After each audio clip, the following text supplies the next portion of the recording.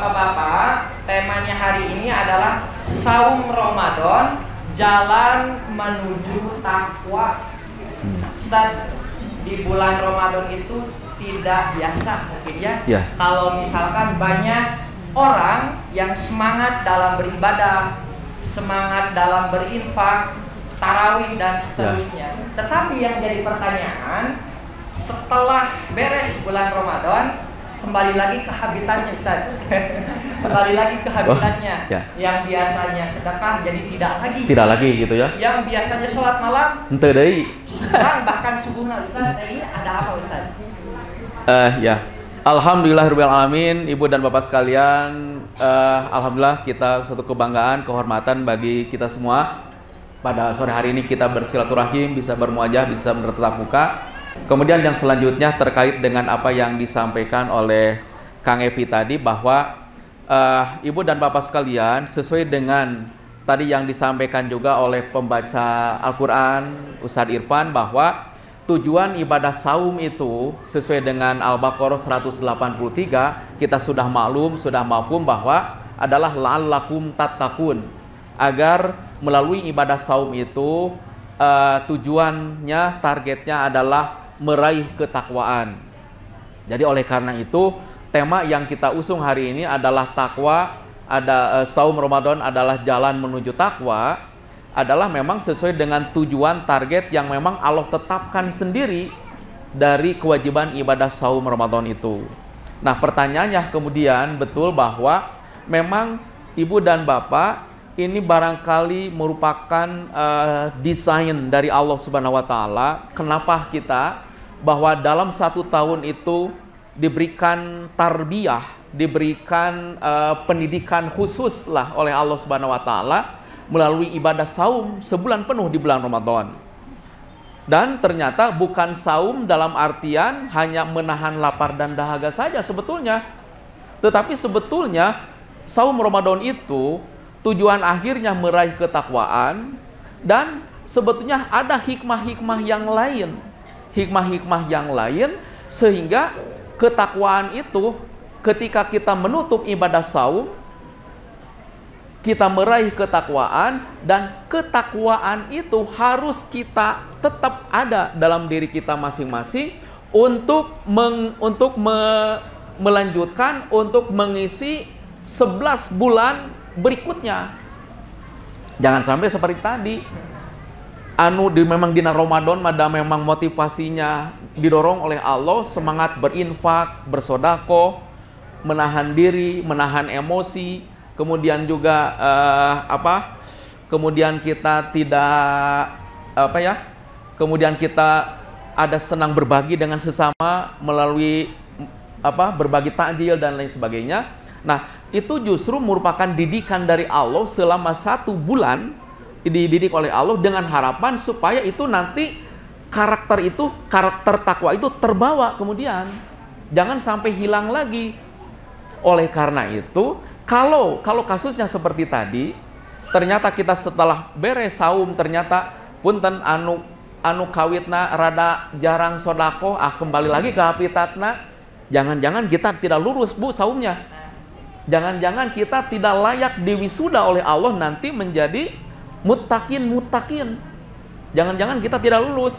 Kita harus khawatir jangan sampai kita termasuk kategori orang-orang yang disampaikan oleh Rasulullah dalam salah satu hadisnya, kam min so'imin laisa alaihil jaza'u illal ju'u wal atosu.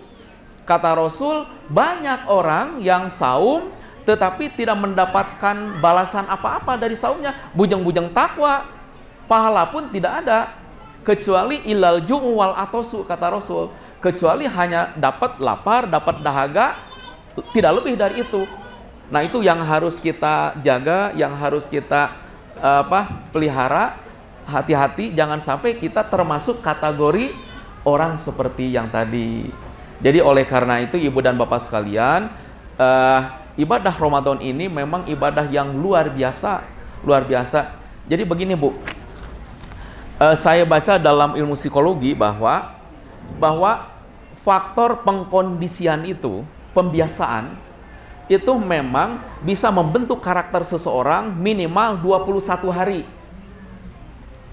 Minimal 21 hari itu menurut penelitian ahli psikologi, bahwa kalau seseorang diberikan kondisi gitu ya, dididik sedemikian rupa secara ketat, itu bisa merubah karakter seseorang dari asalnya kurang baik menjadi baik, asalnya kurang soleh menjadi soleh.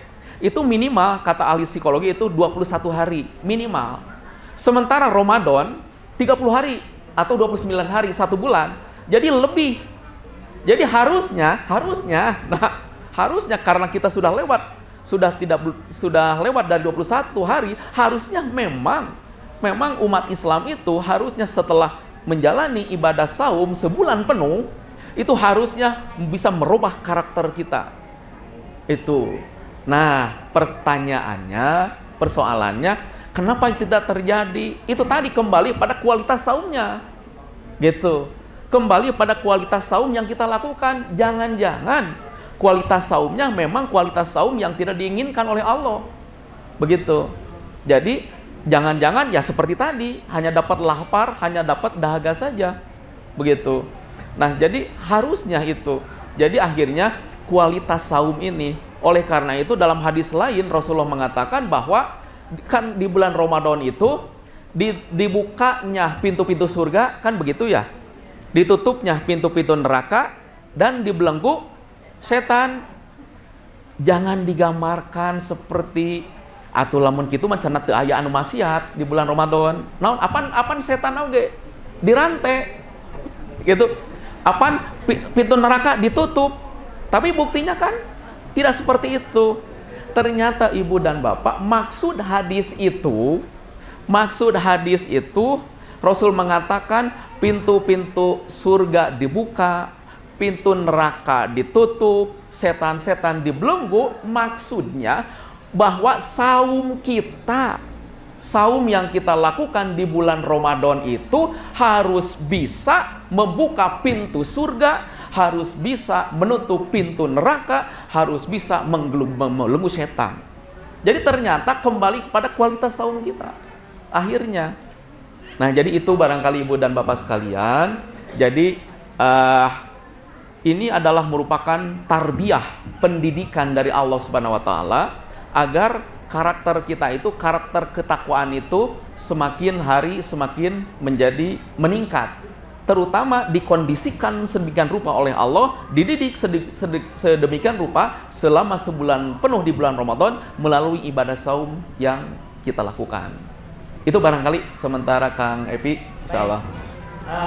Ada pada kualitas ya, betul. Sendiri ya, yang menentukan bagaimana ibadah-ibadah setelah bulan Ramadan itu bisa istiqomah tetap dilaksanakan. Ya. Baik, pertanyaan kedua Ustaz. Mungkin saja banyak orang yang melakukan hal-hal yang tidak semestinya setelah bulan Ramadan. Mereka juga salah memaknai takwa, Ustaz. Oh iya, iya. Jadi mungkin saja ada orang yang belum memaknai takwa itu seperti apa, Ustaz? Betul, ya. Bagus. Jadi takwa itu ibu dan bapak sekalian, itu takwa itu dari berbagai definisi para ulama lah gitu ya. Secara simpel sering digambarkan bahwa takwa itu adalah melaksanakan segala yang diperintahkan oleh Allah, meninggalkan segala sesuatu yang dilarang oleh Allah Subhanahu wa taala. Itu adalah definisi yang lebih simpel ya. Definisi yang lebih sederhana itu tidak salah memang itu bisa mencakup semuanya. Tapi kalau kita melihat dari Al-Quran sendiri, bagaimana Al-Quran menjelaskan tentang takwa itu seperti apa? Nah, jadi oleh karena itu Allah Subhanahu wa taala dalam makalah itu sudah ada itu dalam surat Ali Imran, surat Ali Imran ayat 134 135 itu disampaikan mengenai karakter-karakter takwa itu seperti apa, ciri-ciri takwa itu harus seperti apa. Nah, jadi ternyata ciri yang pertama kata Allah dalam Ali Imran 134 itu, ciri takwa yang pertama itu adalah alladzina yunfikuna fis-sarra'i wad-dharra'i. Ciri yang pertama kata Allah, takwa itu adalah orang-orang yang yunfikuna, senang berinfak. Fis-sarra'i, nah ini yang harus menjadi perhatian kita. Fis-sarra'i, dalam keadaan lapang, dalam keadaan senang, nuju seueur bati, nuju seueur artos gitunya. Eta mah tos biasa, upami anu impak itu mah, dan memang seharusnya seperti itu. Tapi itu ayat itu belum selesai, masih koma. Wad-dharra'i kata Allah. Yang kedua, dalam keadaan sempit juga, dalam keadaan nuju usaha menurun juga, dalam situasi ekonomi sedang melemah seperti sekarang, tapi semangat infak itu tidak hilang. Itulah ciri orang takwa. Tah, pertanyaannya, sudah tidak ciri itu ada pada diri kita? Nah, melalui ibadah saum ini, Rasulullah sangat mendorong, sangat menganjurkan untuk kita senang berbagi. Oleh karena itu, ada keterangan, ada hadis, orang yang memberikan makanan, memberikan minuman kepada seseorang yang berbuka saum, memberikan takjil, maka kata Rasul, dia mendapatkan pahala senilai dari pahala saumnya tanpa mengurangi saum dia sendiri. Jadi double pahalanya, Bu. Itu artinya semangatnya ingin mendorong kita senang berbagi dengan sesama. Dan sekaligus itu adalah merupakan didikan ciri ketakwaan. Jadi kalau kita melihat bahwa dalam ilmu pendidikan itu ada gini, Bu, ya, bahwa yang namanya kecerdasan itu menurut para ahli pendidikan, bahwa sebetulnya kecerdasan itu bukan hanya kecerdasan rasio saja ternyata. Paling tidak ada 4 hal. Ada 4 jenis kecerdasan, dan itu ternyata subhanallah, Pak, itu sebetulnya dididik di bulan Ramadan oleh Allah. Pertama, cerdas secara rasional, intelektual. Kenapa? Karena di bulan Ramadan sangat dianjurkan untuk sering kita baca Quran. Dengan kita banyak baca Quran, itu yang kita baca itu, ibu dan bapak, itu penelitian menunjukkan ternyata sangat mencerdaskan, sangat mencerdaskan. Oleh karena itu, ibu-ibu yang sedang hamil, yang sedang mengandung, itu disunahkan, dianjurkan, dan itu juga secara penelitian sudah menunjukkan ketika usia kandungannya 4 bulan ke atas, sangat dianjurkan jangan sering baca lagu-lagu anu teu parugu gitunya, tapi sering baca Quran, Bu. Ternyata penelitian menunjukkan itu ternyata mendidik pengembangan otak si janin yang sedang dikandung oleh ibu-ibu tadi. Dan itu sudah banyak dilakukan oleh ibu-ibu di Palestina, Bu. Ibu-ibu di Palestina rata-rata itu anak-anak itu hafid Quran. Dan Yahudi tahu, Pak. Yahudi tahu. Kalau dibiarkan anak-anak Palestina ini, para penghafal Quran itu, nanti 10-20 tahun kemudian, maka perlawanan orang Palestina akan semakin keras ke Israel. Itu. Jadi kemarin itu, kenapa kemarin kan gencatan senjata ceritanya, tapi digempur lagi, karena memang targetnya itu genosid. Genosida itu artinya penghilangan etnis Arab. Terutama itu anak-anak yang nanti akan menjadi para penghafal Quran. Jadi luar biasa, Bu. Jadi di bulan Ramadan itu, hikmah lain di bulan Ramadan itu adalah sebetulnya Allah menyiapkan kita untuk meningkatkan kecerdasan secara intelektual, karena kita didorong untuk sering-sering baca Quran. Kemudian kecerdasan yang kedua, kecerdasan sosial. Melalui apa? Melalui ini. Kita senang berbagi, ada kepedulian kepada orang-orang yang nasibnya tidak seberuntung kita. Dalam Al-Quran, alladzina yunfikuna fis-sarra'i wad-dharra'i itu adalah mendidik kita menjadi pribadi-pribadi yang cerdas secara sosial. Nah, kemudian kalau kita lanjutkan ayat yang tadi itu, wal kadhiminal ghaidha wal afina 'anin nas. Ciri yang berikutnya takwa itu adalah orang-orang yang mampu mengendalikan emosinya ketika marah, dan orang-orang yang senang memaafkan kesalahan orang lain. Apa itu artinya? Berarti cerdas secara emosional. Jadi ketika kita mau mengendalikan emosi kita, karos punya Nuju saum mah gampil amak teh. Gampil emosi teh. Justru disitulah ujiannya, Bu.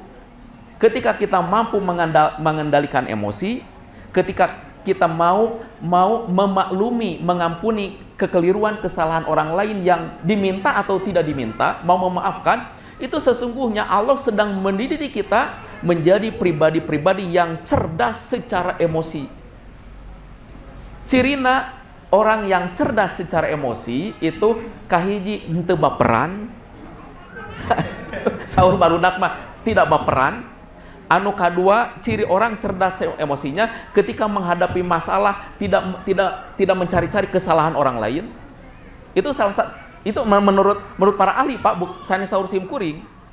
Jadi ternyata justru di bulan Ramadan kita dididik menjadi orang-orang cerdas secara emosional dengan cara kita harus mampu mengendalikan emosi, mengendalikan hawa nafsu. Nah, kemudian kecerdasan apa lagi? Yang keempat, yang terakhir adalah kecerdasan spiritual namanya. Itu dalam Ali Imran ayat berikutnya, Bu, 135. Walladzina fa'alu fahisyatan aw dzalamu anfusahum dzakarullaha fastaghfaru lidzunubihim. Kata Allah, ciri takwa yang berikutnya, kata Allah, adalah orang-orang yang ketika dia terlanjur berbuat keliru, terlanjur berbuat salah. Jadi ternyata orang takwa bukan orang yang tidak pernah salah. Orang takwa juga sama manusia biasa, suatu ketika mungkin berbuat keliru, mungkin berbuat salah. Tetapi ayat itu kelanjutannya adalah langsung zakarullah. Langsung dia ingat kepada Allah, langsung mengakui bahwa dirinya salah, langsung mengakui bahwa dia keliru, tidak menyalahkan orang lain. Gitu. Langsung dia menerima bahwa dia keliru, bahwa dia salah, langsung ingat kepada Allah, fastaghfaru lidzunubihim, dan dia memohon ampun kepada Allah atas kesalahan-kesalahan yang telah dilakukannya. Berarti dia cerdas secara spiritual. Tidak harus diingatkan ke orang lain, tidak harus dinasihati orang lain, langsung dia karena punya cerdas bahwa Allah Maha tahu bahwa dia keliru, Allah Maha melihat bahwa dia salah, langsung dia memohon ampun. Jadi ibu dan bapak sekalian, ternyata saum Ramadan itu mendidik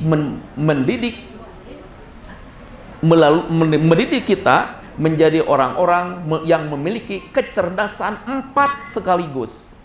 Kecerdasan intelektual melalui sering kita baca Quran, kemudian kecerdasan sosial dengan cara kita dianjurkan untuk senang berbagi, artinya peduli terhadap orang lain.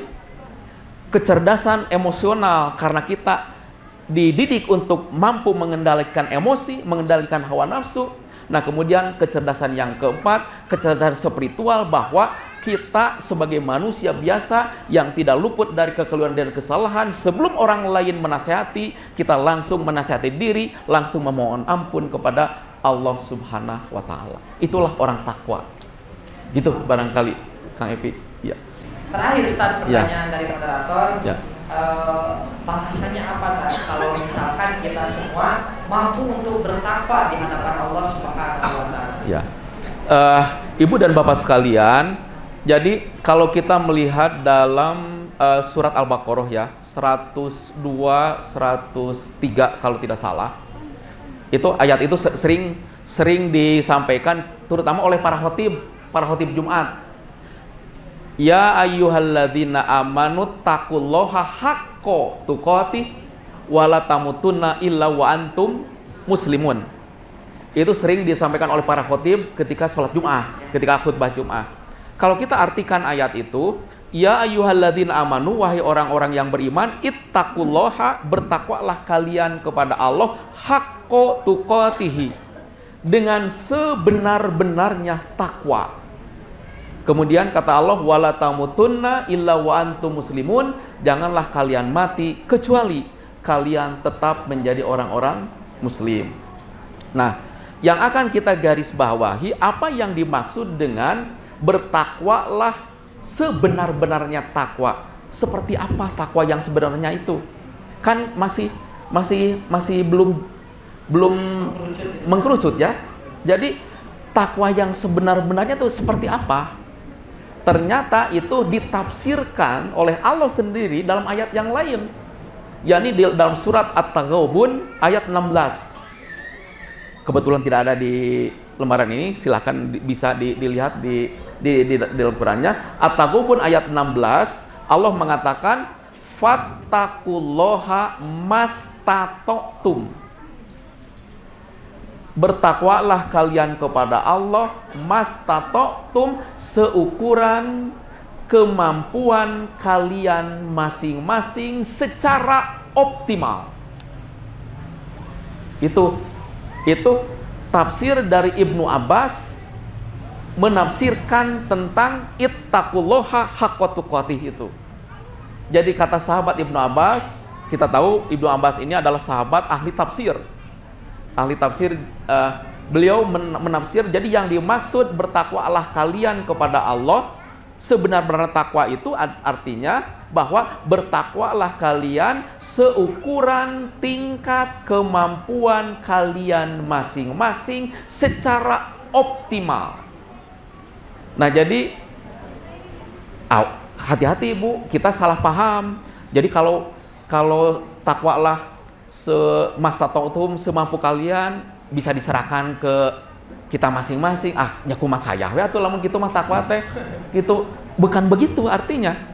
Jadi kalau pengertian maksud Ibnu Abbas itu, jadi takwalah kalian seukuran kadar tingkat kemampuan kalian masing-masing. Berarti Ibu dan Bapak, setiap orang itu kemampuannya memang beda-beda. Berarti bisa menyimpulkan takwanya saya akan berbeda dengan takwanya Kang Evi. Takwa ibu-ibu juga akan berbeda takwanya dengan bapak-bapak. Kenapa? Karena setiap manusia punya kelebihan dan kekurangannya masing-masing. Tetapi yang harus kita utamakan itu apa kelebihan kita nih? Kelebihan kita apa? Nah, maka silahkan kita fokuskan pada kelebihan kita itu. Maka mudah-mudahan nanti kita dicatat oleh Allah menjadi orang-orang yang takwa dalam bidang sesuai dengan kemampuan kita. Contoh misalnya, ibu-ibu yang biasa saum, bukan hanya saum Ramadan misalnya, karena ibu memang punya kelebihan, sim kuring mah alhamdulillah tos ngadawamkeun saum sunat, gitu ya. Berarti ibu-ibu punya kelebihan dalam bab saum, gitu ya. Maka ketika saum Ramadan ini berakhir, tambahkan ibu matos gaduh modal resep saum teh, tambahan 6 hari di bulan Syawal saum sunat, tambahan lagi dengan Senin Kemis yang sudah biasa. Lebih istimewa lagi kalau saum Daud yang selang 1 hari itu. Mudah-mudahan ibu-ibu nanti dicatat oleh Allah, ibu-ibu menjadi orang-orang yang paling takwa dalam bab saum. Maka ibu-ibu nanti akan dipanggil melalui pintu surga ahli saum, namanya Babur Royyan. Jadi berarti ibu-ibu punya kelebihan dalam bab saum. Berarti ibu paling takwa dalam bab saum. Bapak-bapak, sim kuring mah da saum, boro-boro saum sunat. Nu wajib bagi ampir-ampiran. Teu kieu saum sunat.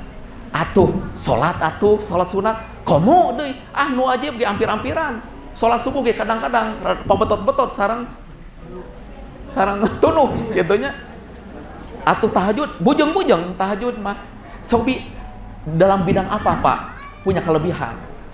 Misalnya, sim kuring mah alhamdulillah usaha nuju rada majeng ya ayeuna, rezeki rada laluas saja. Silahkan bapak-bapak punya kelebihan dalam bab infak, dalam bab sodakoh misalnya. Itu silahkan rutinkan sodakoh tiap hari.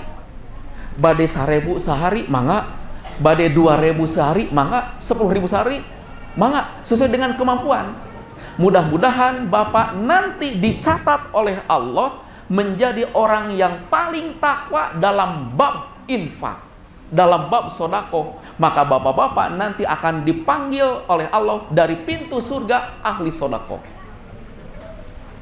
Orang yang ahli sholat misalnya, alhamdulillah abdi mah tos ngadawamkeun sanes sholat wajib wae, misalkan sholat sunat oge dikeureuy rawatibna, duhana, tahajudna, luar biasa,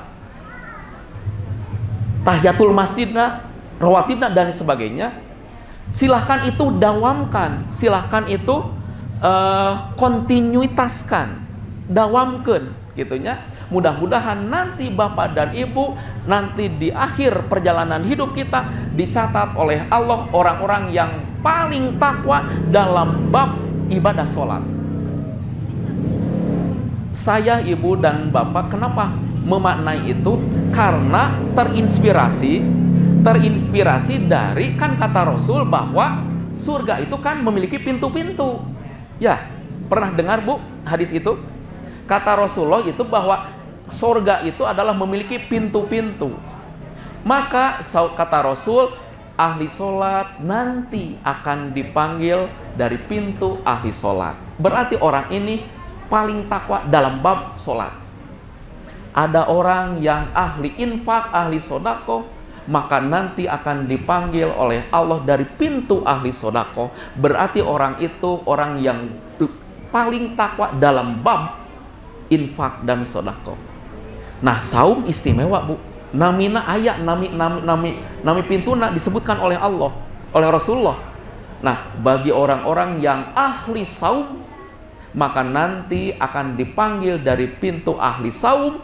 Namina dijelaskan, disebutkan secara eksklusif, nami pintuna namina ar-royyan. Nah, ada yang unik Bu dari hadis itu. Kan ada pertanyaan ya dari seorang sahabat namanya sahabat Abu Bakar. Ya Rasulullah, kira-kira apakah ada tidak orang-orang yang nanti akan dipanggil dari semua pintu-pintu surga?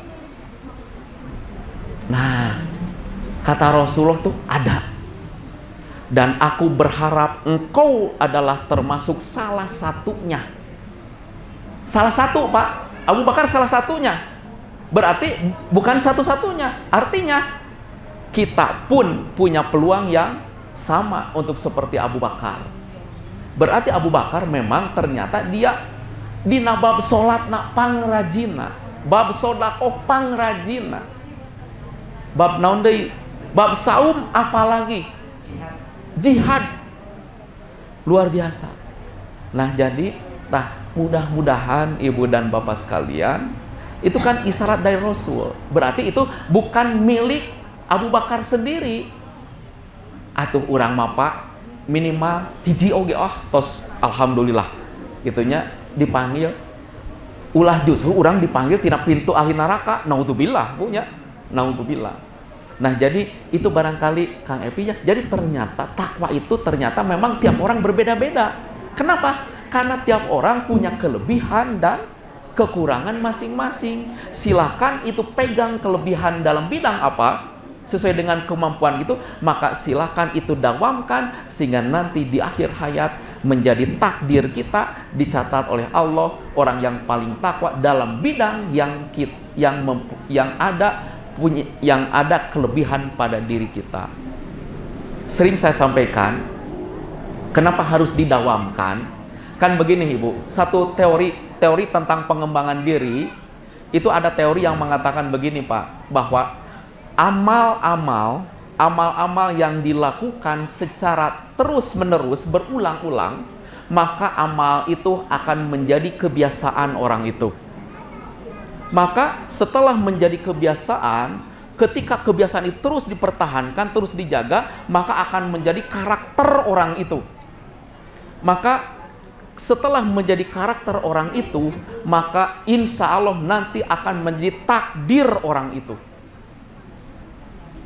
Nah itu yang jadi ternyata takdir itu bukan ujug-ujug Pak. Takdir itu bukan simsalabim, tetapi melalui proses yang panjang sehingga nanti akhir ujung hidup kita, takdir apa yang menjadi ketetapan Allah untuk kita itu ditentukan oleh kebiasaan apa yang telah kita lakukan sebelumnya. Itu. Sesi yang kedua, barangkali di antara ibu-ibu atau bapak-bapak yang berkenan untuk bertanya terkait seputar saum di bulan Ramadan atau seputar apa, dipersilakan. Barangkali dari ibu-ibu terlebih dahulu. Bang Abah Haji. Ya. Tadi dikatakan ya bahwa orang yang saum itu kalau di dalam bulan Ramadan itu sangat semangat. Oh, siapa? Namun kalau seorang sadayana, tapi ketika sudah selesai tadi kembali ke habitatnya masing-masing. Ya. Berarti saumnya tidak berkualitas. Dalam artian tidak mendapatkan ketakwaan. Ya. Nah, sedangkan hal itu yang kami rasakan justru kami rasakan seperti itu. Ya. Jadi kami ini sangat bersemangat ketika melaksanakan saum, ibadah-ibadah, sedekah dan lain sebagainya. Tapi ketika sawal kita kembali misalnya ngaji Quran tidak sebanyak di bulan Ramadan. Iya. Ataupun pokoknya semangat saja. Karena memang ini suatu anugerah dari Allah bahwa di bulan Ramadan kita diberikan giroh yang tinggi. Iya, betul. Dan ketika sawal kayaknya semua kita ini kembali ke habitatnya masing-masing. Aku berani Pertanyaannya, apakah memang saum kita ini tidak berkualitas? Ya. Sehingga tidak juga mungkin juga tidak diterima oleh Allah Subhanahu Wa Taala. Itu jadinya kami merasa gimana gitu. Jadi mohon penjelasannya. Betul ya, Ustaz. Semangatnya. Jadi kalau tidak diterima kan sia-sia apa yang betul, kita lakukan. ya. Semangat kita. Itu luar biasa. Ya. Terima kasih. Ya. Nuhun Bu Haji. Langsung saja. Ya. Terima kasih, bagus sekali Bu Haji bahwa betul Ibu dan Bapak sekalian bahwa memang di bulan Ramadan ini karena namanya kita ini sedang di training Bu ya, oleh Allah itu sedang di training, sedang ditarbiyah, sedang digembleng oleh Allah Subhanahu Wa Taala.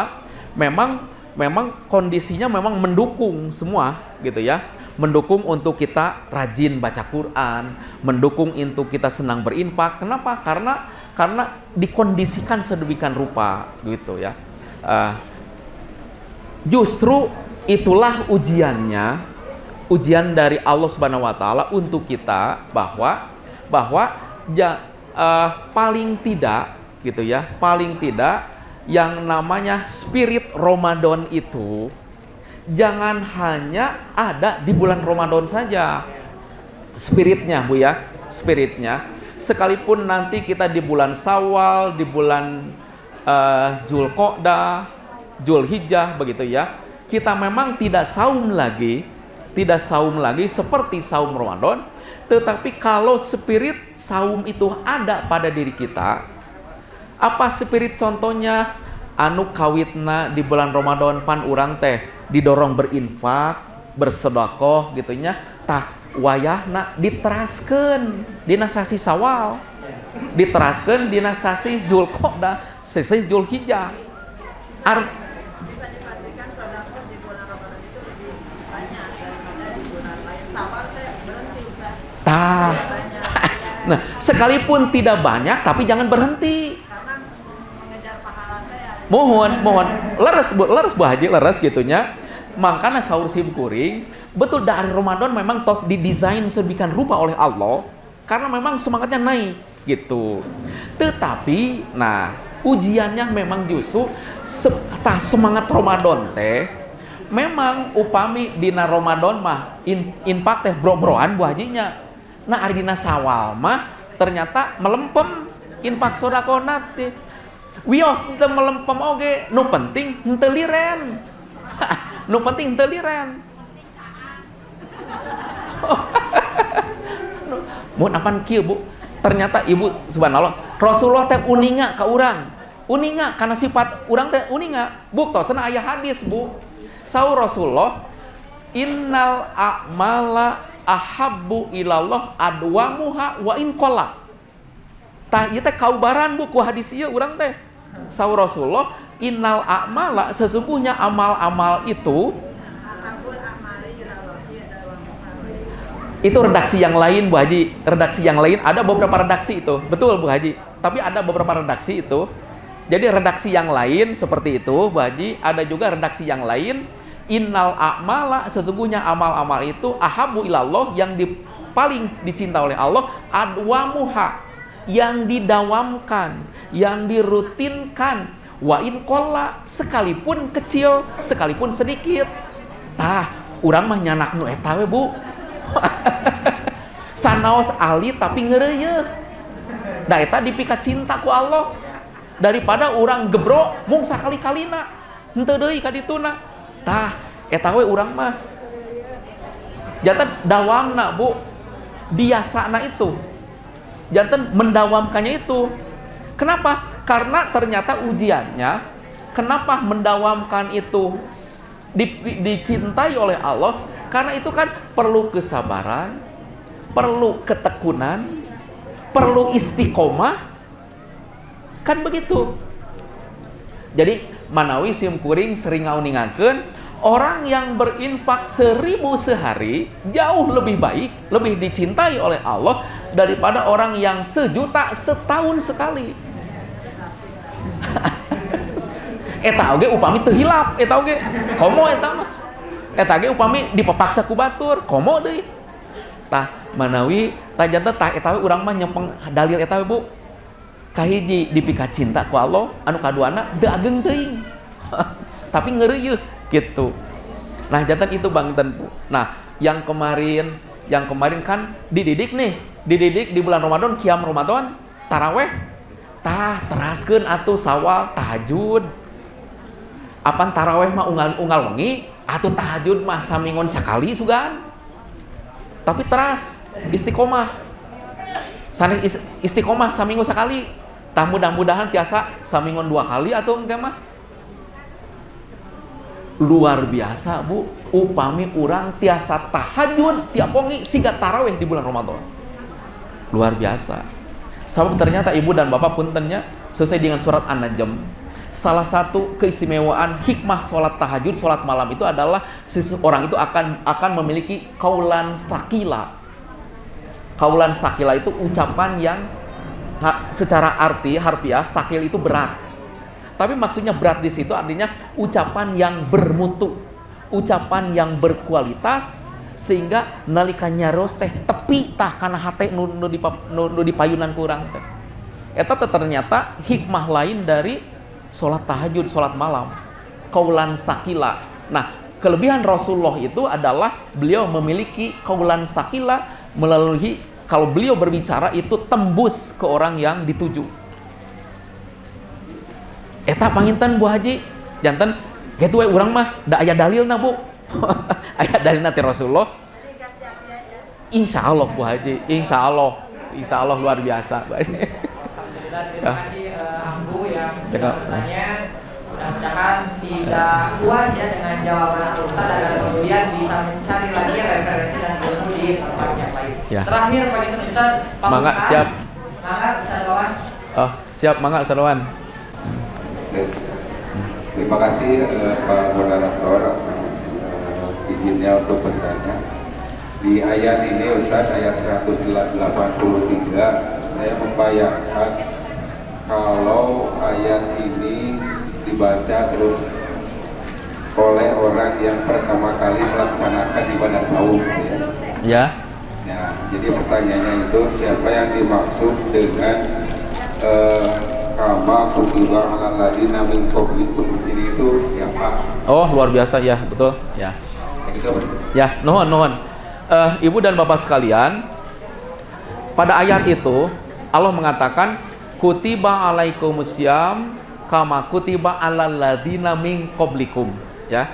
Kata Allah kutiba. Nah, kutiba ini sedikit belajar ilmu sorof, Bu ya.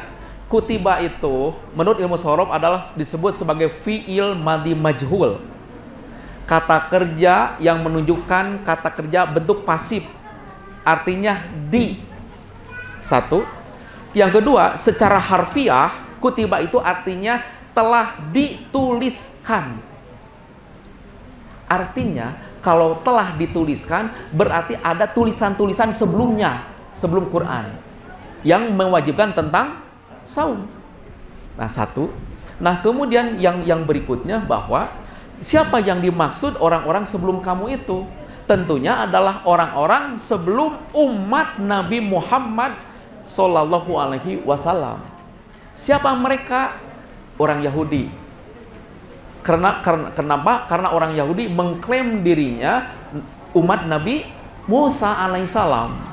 Ternyata dalam syariat Nabi Musa juga ada kewajiban ibadah saum. Ada. Terutama dalam kitab Torah.